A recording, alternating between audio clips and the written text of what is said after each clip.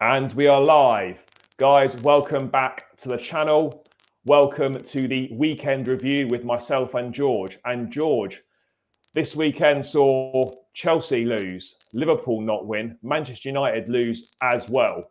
A bit of a shake-up at the top in terms of three of the kind of the big four sides losing.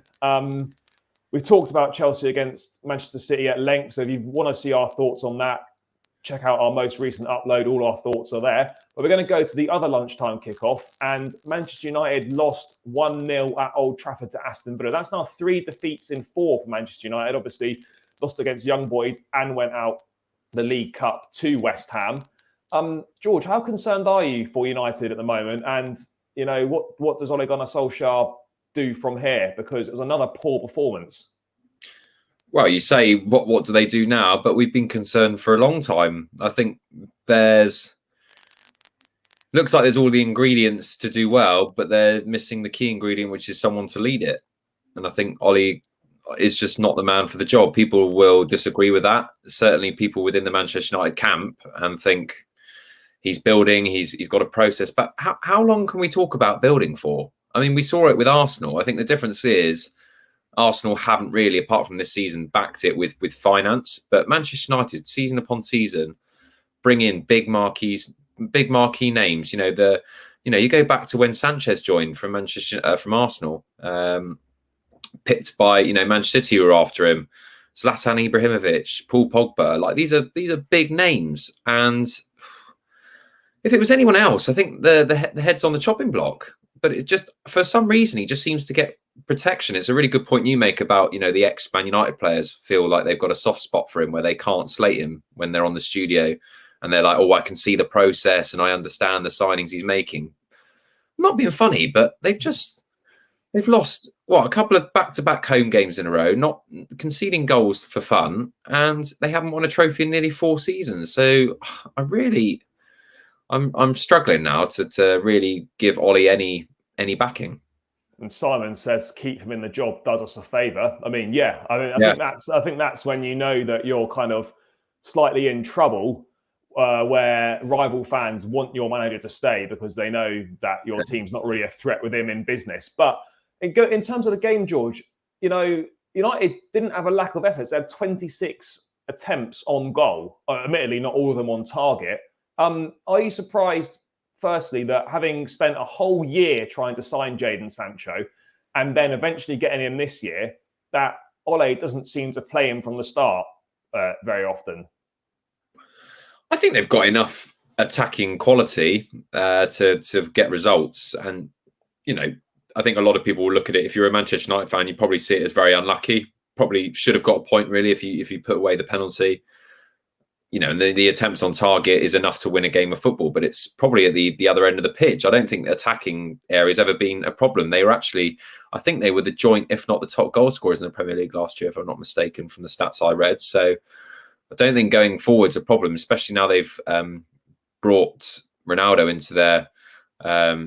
into the mix. But yeah, it's at the back that's all the problems. But Sancho, I mean, again, I think, I'm not being funny, mate, but I just think for the amount of money that they've spent on someone like him, I really don't think he's the finished article. I don't necessarily think he's someone that they needed. But again, do you question, would you rather have Sancho in your team than not? Probably. But is he worth the money? Is he better than anyone else out there in that position? It's questionable. And what do you think of, I mean, I've seen Gary Neville's comments over the weekend, and I think he's absolutely spot on here. I'd be interested to get your thoughts that when he speaks about, Chelsea, Manchester City and Liverpool, he sees a team that play as a team and there's a clear identity, etc. But then referring to Man United, you look at it, there's no identity. They don't play as a team. They're a side that as a moment side. It's individual brilliance that gets them out of games, not actually playing well. Because they've not really played well once this season. They just get out of jail with individual moments. I mean, how important is it that Ole tries to formulate sort of a kind of a style of play? Because at the moment, you look at United and there is no style of play. You should never be playing with all the players they've got available. You should never be playing 2 holding midfielders and McTominay and Fred, who, I'm sorry for me, are both bang average. Like you don't need it with all the players they've got. So I mean, I don't really know how he developed a style, but he's got to work something out pretty quickly, because now he's got no complaints now. He's been heavily backed for 2 windows now. He's brought in Ronaldo, Sancho, and Varane. That is no excuse to win nothing. But isn't this the problem with Manchester United? The fact that they've had to go back to a 36-year-old to get them out of trouble, who's such a short-term player, albeit one of the best, if not the best player in the world, but it's just not sustainable. So I still don't see what Ollie's trying to do. Is he trying to quick fix to get a trophy, or is he trying to build something for, the next 4 or 5 years? And I think that's what he was trying to do initially. But actually, he's run out of time to do that now. He needs results. He needs trophies. And I think there's still a really poor balance. I mean, trying to, basically put all your eggs into Fernandes getting something for the game. Paul Pogba, I think, is seriously overrated as a passenger who can't do transitions. I don't think he's very good defensively, or when they don't have the ball. Defensively, they look a mess. I mean, if you put it into context, they do have a fantastic away record. Varane's still settling in, so the centre-back partnership's still a bit iffy, and that's going to take time. But it's all a mess. And I think, like you said, mate, they get away with it at the moment, but it's running thin. It is. And like one last thing, on the game, Fernandes skied his penalty. I don't know if it's reached back down to earth yet, but do you think now that Ronaldo is going to be moved on to penalties, or do you think it will still be Fernandes? I don't disagree with Fernandes taking the penalty. People are saying, "Oh, why not Ronaldo because of the goals he scored?" But if you look at the statistics, Fernandes had slotted, I think, I can't remember what it was, 26 out of the last 29 or something like that. So no complaints there. Should put it away. Look, you miss penalties, it happens. But I'd expect now a change. It's difficult, isn't it? Because do you just keep the penalty taker? It gets a bit dangerous when you start to chop and change just because he's missed a penalty. But I would expect Ronaldo to be taking the next one. And just last thing on this, I had a comment in. Is Ronaldo the type of player that will guide and support his team? Using Silva as an example, he supports the whole team and using his knowledge. I presume that means Thiago Silva. Look, I think the Ronaldo signing's great. It's great for the Premier League. It's obviously great for United fans. But I think it causes as many problems as it does, helps you out, if that makes sense. Because he's going to have to play. He's a massive personality. And there's always going to be media attention around if he has a bad game, if he's on the bench for whatever reason, and whatnot. So for as good as it is, it does cause a few problems for United as well. Is he the type of player that would guide and support his team? I think so. I think, yes, he's very selfish. He's ruthless. He wants to win at all costs. He wants the biggest individual prizes as well. And perhaps he's a bit selfish, but you don't reach the top without doing that. And I think he is a type of player that can drag a side into trophy contention for sure. Yeah, I'd agree with that completely. But yeah, I mean, yeah, it's early days still. It's not great for Manchester United, but they've only lost 1 game this season. Everyone's been lauding Chelsea, rightly so. We've got the same record as them this season so far. So I think yes, they're not playing as a team and they're getting away with it at the moment, but they've got the points on the board, and ultimately that's all that matters. But I do think Ole's credit in the bank is running dry at the moment. But George, moving away from that onto the evening kickoff, and Brentford and Liverpool played out a fascinating 3-3 draw. I have to give credit to you. You did predict that Brentford would get something from this game, so that was a great shout. Before we move on to Liverpool, how impressed have you been with Brentford since they've come up? I think they've been fantastic. Almost a bit of a feel of the Sheffield United about them from when they first came up. They're easily the best of the promoted sides at the moment. Yeah, I mean, it's a breath of fresh air. They really do want to play football, which sounds a bit, silly, but they really do. And I think they've got a charisma that a lot of the neutrals respect them and are almost backing them. And every time I watch Brentford play, I want them to do well. It's great to see, I wouldn't say a small club, but a small club do well. They fully deserve their point at the weekend. Played some excellent stuff. Really stretched Liverpool at times. Were unlucky not to win the game, really. Just, yes, he was offside, but he did tuck it away. They've got a really charismatic manager in charge who wants to play the right way. Again, it comes to the danger, though, isn't it? We're seeing it with Leeds now, which we'll come on to, that, everyone in that first season can have a bit of a buzz around the place, and get up for the big games as they have done so far this season, beating Arsenal and now getting the point against Liverpool. But it's those smaller games, and also when they get into that second season, if they stay up, which will be the real test for those sides and whether they can sustain it.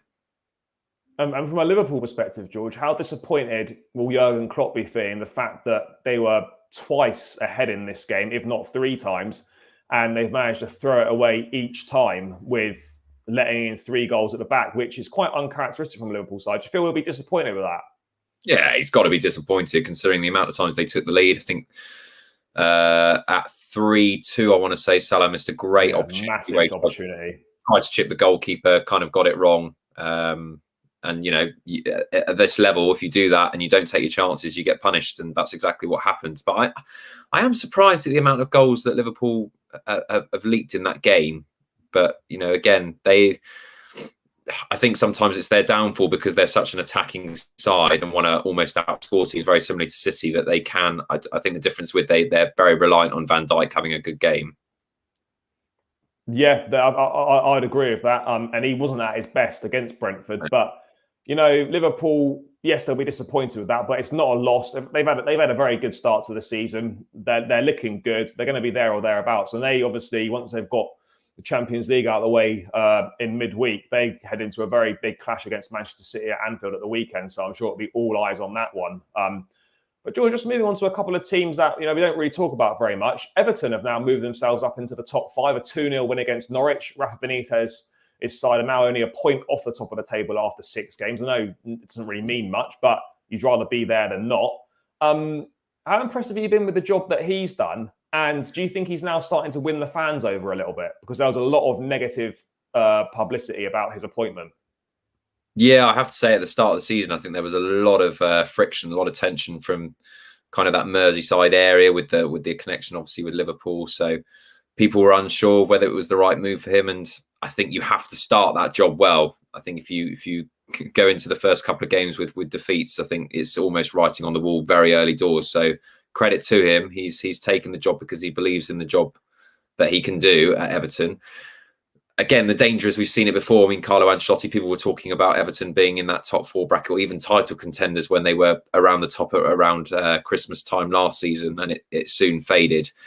And, okay, at the weekend they're playing an opposition, which again we'll come on to, Norwich. They're almost destined to go down already. Can't even pick up any sort of points or any sort of rhythm. So I am surprised they're quietly going about their business. And I think even I don't like Rafa Benitez, but I think I have to accept that he's a good manager, a good coach at what he does. And sometimes you need that. Yeah, I think he's a very good manager, and I think he'll do very well at Everton. Look, I think success for Everton would be getting into the European places this season, Europa League. Obviously, Champions League would be amazing, but most preferably Europa League. Disappointing that they went out of the cup last week on penalties to QPR. That could have been a good opportunity at a trophy for a side like Everton. But really impressive as well. I think not just myself, but many people, and possibly you as well, we kind of ridiculed the transfer window activity, bringing in Damari Gray for £1.5 million and Andros Townsend on a free. I have to say, large slice of humble pie for myself. They've been outstanding this season. How impressed are you with what he's managed to get out of Townsend and Gray? Well, again, I think they did spend quite a lot of money when Carlo Ancelotti came in. So they were always going to pull back a little bit, considering I think Everton expected more from when they gave them the backing last season to do better than what they did. And I think they've had to take a little bit of a step back and a reality check that it's going to take a lot more than that. And they've been so lucky to get Carlo Ancelotti and Rafa Benitez, considering that the league positions that they've had. Again, they've got a little bit of a soft spot because, they're not the biggest club. Well, they might argue they are, but they're not the biggest club in Liverpool. And they've been there or thereabouts in cups and stuff, which is why I agree. I think the League Cup was a really good opportunity for them to possibly push on, but it might open up the door to just concentrate on league matters and not be distracted by other things. But I don't know. I still don't expect them to do that well this season. I've just got a bad feeling that, again, it's going to tail off, but I hope I'm proven wrong. Oh, yeah, look, it's only time will tell, but Benitez has definitely made a great start. And I think he's going to won over a large section of the supporters that are against him. So just a very brief word on Norwich, George. Another defeat. no wins in the Premier League this season. Is it ridiculous to say that they're relegated at the end of September? Because I'm saying it now, they're done. Yeah, they're done. I don't need to say any more about that, mate. I think they're just an classic yo-yo club. They just cannot. They're too good for the Championship, but not good enough for the Premier League. Simple as that. I mean, just briefly, what do you think it is about the Premier League that Norwich can't manage, but the Championship they always do well? It's a tough one, isn't it? But it's that extra 1-2% where you can make mistakes in Championship games and get away with it, and in Premier League you just don't. And I think the quality of opposition they come up against, players that are just so much more experienced, so much better in terms of quality, they just get punished and do the simple things better than. I think Championship games tend to be quite open. I mean, it's the most unpredictable league in the world for a reason. There's no such thing as form or a team that's favourite in the Championship, whereas I think the Premier League, their squad's just not good enough to deal with it. But then you could say, well, look at Brentford. Technically, player for player, should they be good enough? But I think the poor start doesn't help morale-wise around the group, and I think it's just going to get worse. Yeah, they're banging trouble, and they're finished for me, and the same for you as well. I mean, it could look ridiculous if they manage to stay up, and it'll be quite embarrassing. But I'm happy to stick my neck out on the line on that one. Moving on, George, we have a side that did really well last season, but seems to be a bit of a victim of that second season syndrome at the moment. No wins this season, letting in a last-minute winner against West Ham at the weekend. George, how concerned are you for Leeds? Yeah, more concerned now than I was. I think I remember saying at the beginning of our podcast and everything else that I thought Leeds might break the mould and do a little bit better than the second season syndrome suggests, because of again, similar to what Brentford do with Bielsa and the way they play and the style, and they've got some good players in their spine, the likes of Calvin Phillips. And I don't know. It's very touch and go. I really, really hope they are the team. If anyone, I really hope stay up and don't get into that relegation fight, because they're such a big club. And I have been quite desperate to see Leeds back in the big time more than anyone, because of Ellen Road, because of the history. Because I also loved Leeds growing up. That was one of the teams that I loved watching, with the likes of Viduka, Smith, Harry Kewell. So yeah, but no team earns the right. You've got to earn it. No team has a given right to be in the Premier League, and they've got to work hard. And sometimes good football isn't enough. It's a results-based business. Yeah, no, I definitely agree with you in that sentiment. I do think, obviously, the old saying, you're never too good to go down. That is true. But I do feel that with Leeds, there are probably three worse teams than them this season. But they're going to have to start putting some points on the board very quickly. I think a big problem for them is they're so hit and miss. One week they could win 4-0, the next week they could get battered 6-0. There's no in between with them, and I think they're going to have to find a bit of an in between to get the points on the board and stay in the Premier League. But George, moving on to West Ham, I'm going to call you out on something here, because in the past you've battered Michail Antonio, saying he's poor. He's now started the season very well. He might even be top of the goal scoring charts, or very close to. Have you revised your opinion on him? He's doing well. It's a good start to the season, but there's a long way to go. I don't know, mate. I just think sometimes players are good at a certain level, and I don't think he could go up. I think if he went to a Spurs and an Arsenal, I don't think he would be any good. But I just think sometimes you need to be at a club where a manager gives you belief. You're the first man on the team sheet. You're playing every week. They believe in you. And yes, when he's on fire, which he is at the moment, he's an absolute beast. He's very hard, very good physically, got so much pace, got fantastic left and right foot. I can't tell the difference of which foot he is, to be honest. So yeah, I'll sit there and say that he's surprised me, but I'm not going to go out and say that he's better than. Well, I'll put it out there. I think Tammy Abraham's better than Antonio, but obviously you don't agree with that. But that's fine. I don't know. That's another conversation. But George, briefly on West Ham, had a fantastic season last season. Just missed out on the Champions League. Obviously, got their first European campaign in a long, long time this season. Do you think David Moyes can lead West Ham to another European finish? Can they do better than last season? Very hard. Set the bar very high, but we're talking of levels and Antonio going up and down. I think Moyes had obviously a huge confidence knock with Manchester United job, and he's finally found his feet at a club that believes in him and has given him the time to do that.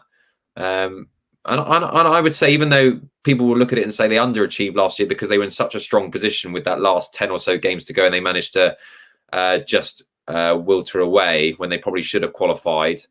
I think they overachieved. I think with the squad that they've got and the resources, I think they did very, very well, and they should push to that. Should be their benchmark. So I think that there's something really positive to be a West Ham fan right now, which they haven't had in a long, long time. So West Ham fans feel this season will be special. I think this season can be good for West Ham. I think ultimately I'll be disappointed that Jesse Lingard wasn't signed on a permanent basis. I don't know if that was out of their control. I'm sure they tried. Perhaps he didn't want to come. I feel they perhaps should have added a bit more investment, but they've got a really good team, and they can definitely do well, 100%. Ben Rama is definitely a good player. Seems to be doing a bit better this season. George, just briefly to conclude, last couple of minutes, a massive game in North London at the weekend on Sunday. This was big pressure. I know Mikel Arteta has been under pressure. A lot of Arteta out fans. Losing the first 3 games and now won 3 on the spin. Obviously, Norwich and Burnley expected to win those games. You still got to go and do it, so perhaps not much credit in the bank from the fans of that one. But how big a moment is this for Arteta, George, in his Arsenal career to win this North London derby? Because a loss and it could have turned very toxic again. I think it was the biggest win in his management for Arsenal so far. I really do.